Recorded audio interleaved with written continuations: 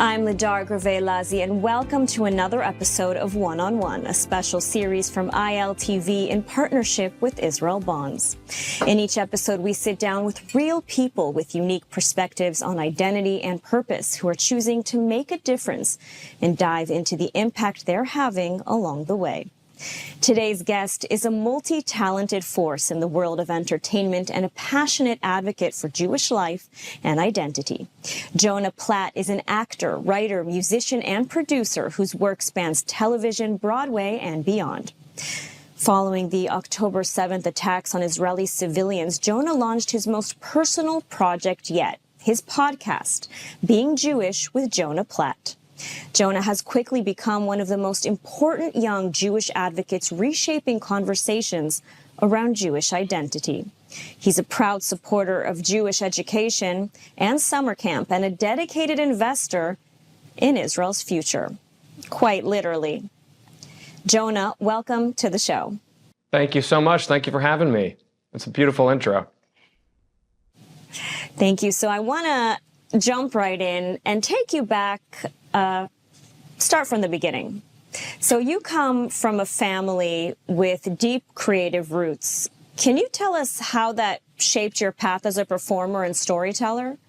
Yeah, absolutely. My parents met in college, and one of the things that brought them together was their shared love of the performing arts. It's something they both had done their entire lives. They're both singers and actors, loved musical theater. And so as they raised their family, me and my four siblings, they imbued us with that same love of the performing arts. You know, there are videos of me and my siblings and my cousins when we're all toddlers until we're 16, doing shows in the backyard and performing in musicals left and right. So it's always just been in the water at my house, and it seemed natural to me that I would pursue some sort of path in that arts, performance, entertainment world as an adult. And fast forwarding, what's been one of the most unexpected things you've learned as the host of Being Jewish? Oh gosh, I mean, I've been fortunate to learn so much. I've done now, I don't know how many, 75 episodes or something between the long form and the short form. So I've had the opportunity to speak to so many interesting guests from all over the spectrum of Jewish and non-Jewish connection. And on top of that, I speak online to thousands of people every day, Jewish and not Jewish, from all over the world. So to pinpoint sort of one unexpected thing I've learned is kind of tricky. I think, excuse me. I guess nothing sort of catches me off guard anymore. The key and sort of really the key to a lot of what I'm doing on the show and in my general advocacy is trying to keep the door open for a really wide-ranging array of viewpoints and of thinking and of identities. So I guess the one thing that's unexpected, like a certain identity I didn't think I was going to be faced with, are Orthodox American anti-Israel Jews. I didn't have that one on my bingo card, and I've heard from some of them in my DMs, which is fascinating, and we've had some great conversations. So that was a new one. And I guess, now that I'm thinking about it, the thing that would probably be the most pleasantly unexpected is the way that my show has for some people, and I know this because they tell me, become sort of this haven in the landscape of outrage and polarization and doom scrolling. I didn't really set out to necessarily be that. I was just sort of doing what I wanted to do. But I've come to learn that it's very few and far between the kind of programs like mine where you can get a break from feeling terrible about things and come and feel a sense of ease and calm and even positivity. In a world where entertainers are often encouraged to sort of stay in their lane, you've actually chosen to use your platform to speak up, not just as an artist, but as a proud Zionist. I mean, what do you think other Jews in Hollywood can be doing better? And how have your own actions and decisions been received by your industry peers? That's a big question, right? When it comes to Hollywood and entertainment, what could Jews in that industry be doing differently? And it's a big question because it's not monolithic, right? We're talking about a lot of different kinds of Jews in a lot of different positions, so it's very nuanced. I would say generally the area where I wish we could be stronger, that seems like the easiest lift, are with engaged Jews, people who care, people who are connected to the mainstream and global Jewish community, people who love being Jewish, who love Israel, all of that, who have been afraid to take up more space within the industry and use their voice, use their influence, use their position for the benefit of our people in what is essentially a selfish, self-preserving kind of way, but is a way that's, I think, completely legitimate and a way that we see many, many other minority communities doing. You know, we see the Asian American community saying, we need to make more Asian American projects. We need to have more Asian American directors behind the camera and writers in the rooms, and they put an effort into that. They're open about it, and it's a shared goal of that community. I think the fear within the Jewish community in Hollywood, that fear of people pointing fingers and saying Jews control the media, or they're too insular, whatever, all these tropes that, by the way, they say anyways, whether we do it or not. I think the fear of those tropes keeps a lot of people quiet, and the only people that helps are people who want to keep Jews quiet. So I think that's sort of the biggest issue and the biggest fix, the easiest thing that would really move the needle. And there are, of course, exceptions to that. There are people very much so using their positions, their spheres of influence.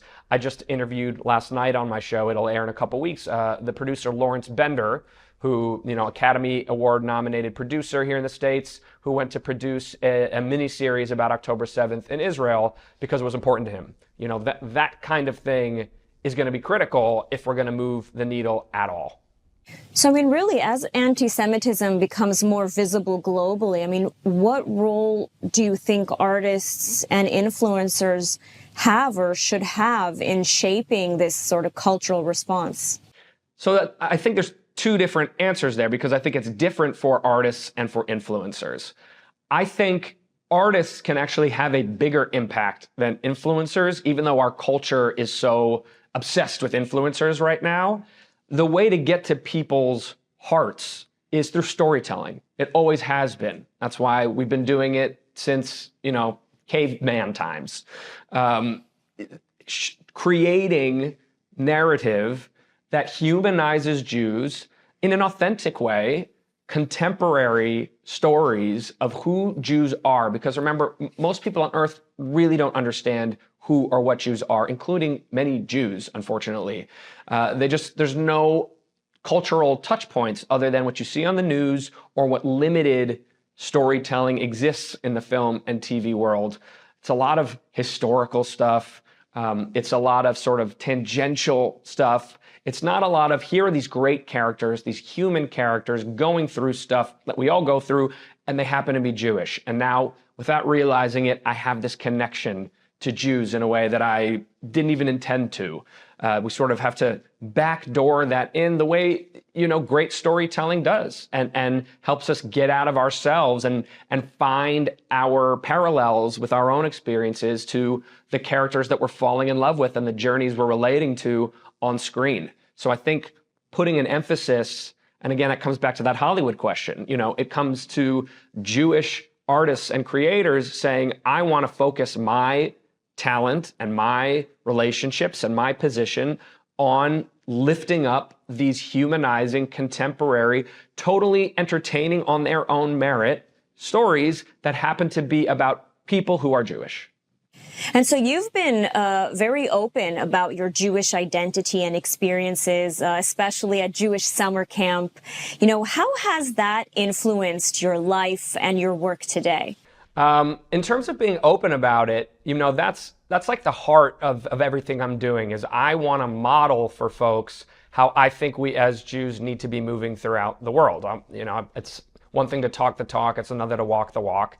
And I'm also sort of living proof that not only are you going to be okay if you do, you know, your world's not going to collapse, but you're going to feel better doing it. You're going to be attracting other people who want to be doing that and care about the same things you do. You're going to feel support. And I think a lot of the fear is, oh, if I take this step, I'm going to lose all the support that I have in my life. But actually, anything or anyone you would lose is not real support. It's a model home with nothing inside.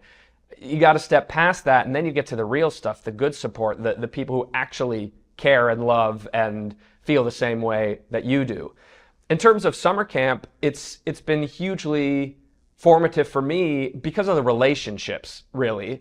My best friends are still my camp friends that I met when I was 9, 10 years old.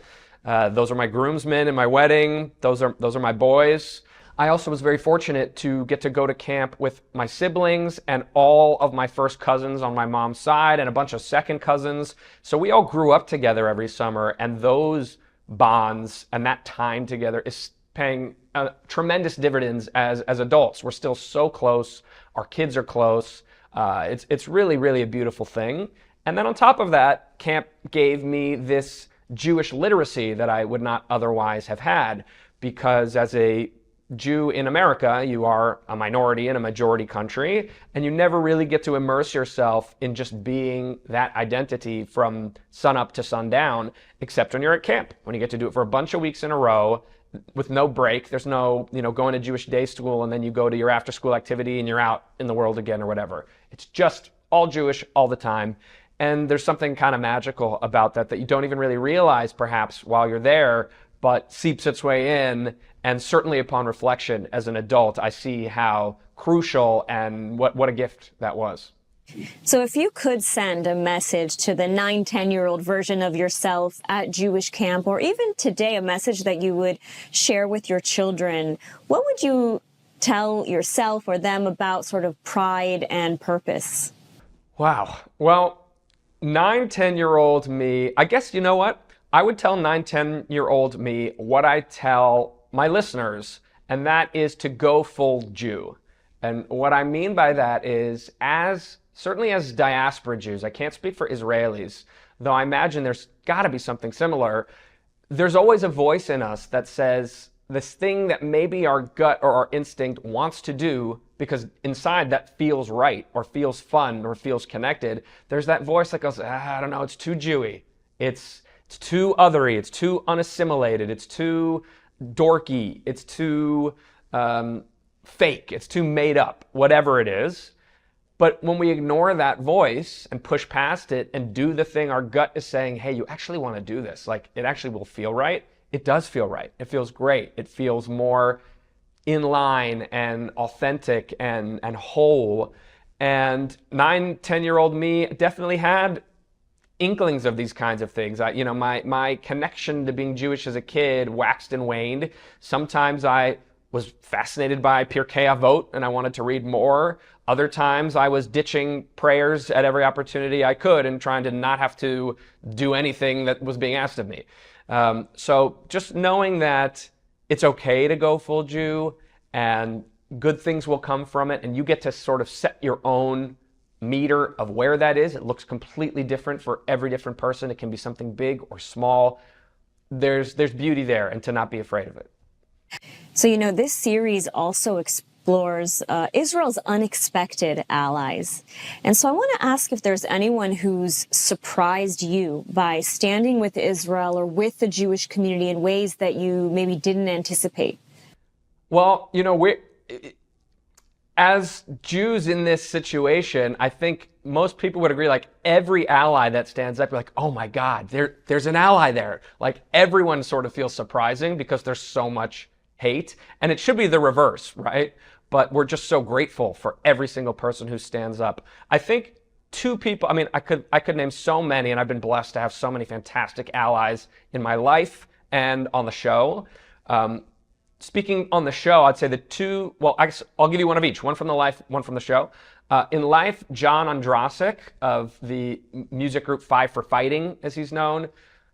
Not surprising that, he's a great person, but surprising of how important the issue, especially of the hostages, became to him, and speaking out about this stuff, where he's, performing songs and doing re-releases and concerts and reaching out to people all to try to uplift that story when he absolutely didn't have to. That's really been amazing. And then the other one I would say, and again, not really surprising when you know the guy, but surprising to the degree to which he has put himself out there and called balls and strikes, is Van Jones, who I have had the pleasure of having on the show and have had the pleasure of being in collaboration with on a number of bridge building endeavors, specifically between America's Black and Jewish communities. And he has been an unbelievable ally, publicly, privately, doing the work, saying what needs to be said, trying to influence others, trying to do exactly what we've talked about earlier in this interview, using his relationships, using his sphere of influence to really intentionally make something happen for these two groups specifically who, as he will tell you, good things happen in this country only when the blacks and the Jews are working together to make those things happen. And he really cares about that deeply. And he's been absolutely incredible on all things Jewish and Israel. Yeah, I mean, I think you're right that the Jewish community especially really is always a little bit surprised when there are non-Jewish allies standing by and very grateful and supportive of that. And so continuing along that line, is there any sort of story or encounter that maybe you have that, reminded you that your Jewish identity resonates with people beyond just the Jewish community? Yeah, all the time. I mean, there's a significant portion of my audience, both on social media and on the show, who are not Jewish. And I actually posted recently, I said, where are my non-Jews at? Because I just wanted to sort of gauge what the situation was. And I got so many wonderful messages from countries all over the world of people who are paying attention, people who are tuned in, people who get it, people who support us. I think what makes me smile every time is when I'm out in public. And it happens all the time at the airport. I don't know why. I travel a lot, so maybe it's just that's where I happen to be. But I'll get comments on this Jewish star necklace all the time from non-Jews, being like, love your necklace, love your pendant. What is that? That's beautiful. And I'm always so pleasantly touched and surprised when that happens. It's happened in other countries. It's happened in Mexico a few times. Again, at the airport or at the hotel. Non-Jewish people commenting on it, saying it's great, asking about it. So it can be very easy on social media to make ourselves think that everybody hates us. And it's just not the case. It's just like the algorithm pushes the loudest haters in our face, and we mistake that for volume of humans out in the world feeling that way. But most people, A, aren't really thinking about this stuff at all, and B, are curious, well-meaning, decent people who are kind and just looking to understand more with genuine curiosity. I think that's such an interesting point, that social media doesn't always reflect reality. And it's an incredible story to hear, especially at a time when many Israelis, many Jews around the world are being told to hide their symbols, hide their Star of Davids, hide any Jewish symbols. So that's a very sort of positive and heartening story to hear. So, I also want to ask if there was a message that you would share with young people today, especially those who are trying to stay hopeful, trying to stay proud of who they are. I mean, what would that message be? Yeah. There's no reason not to be proud of who you are. Never, whatever your identity is, you should never sacrifice yourself and your own authenticity and your own sense of pride in who you are for the benefit of other people. It's not something you would expect or ask of someone outside yourself, and yet we don't give ourselves that same grace enough. So I would say, things that help with feeling empowered and feeling like you can fully embrace who you are is knowledge. Knowledge is power. So I think, understanding these situations and the facts on the ground from all sides, that can be really helpful. So you feel like, you've got your head on straight and you know what you stand for and what you stand by, and that you're not saying anything untrue. All of that stuff helps. But at the end of the day, really, it's about loving yourself and not be willing to compromise that self-love for the benefit of somebody else who doesn't have to live your life, whose opinion should not matter and should certainly not factor into the kind of person you're going to be in this world and the type of life you're going to live and the type of, person you're going to project yourself as to your relationships, to your family, to your children, to your work colleagues. Be you, be yourself, be proud of who that is and what that is. And remember that Jews, this is the last thing I'll say, we are the most resilient, defiant, countercultural people in history, arguably. There's a lot of pride to take in that. And so just flipping that switch from we're the most persecuted people in history, which is also arguably true, to we're the most resilient people in history and the most countercultural people in history, and taking pride in, wow, look what we've done, look how we're still here, and I get to be a part of that chain. How lucky am I? Absolutely. So that is such an important message to share. Jonah, I want to thank you so much for sharing your story, opening up your heart and your voice with us today. Your words remind us that creativity, identity, and purpose all come together when we build together for something greater than ourselves. Thank you so much. Thank you. Toda rabah.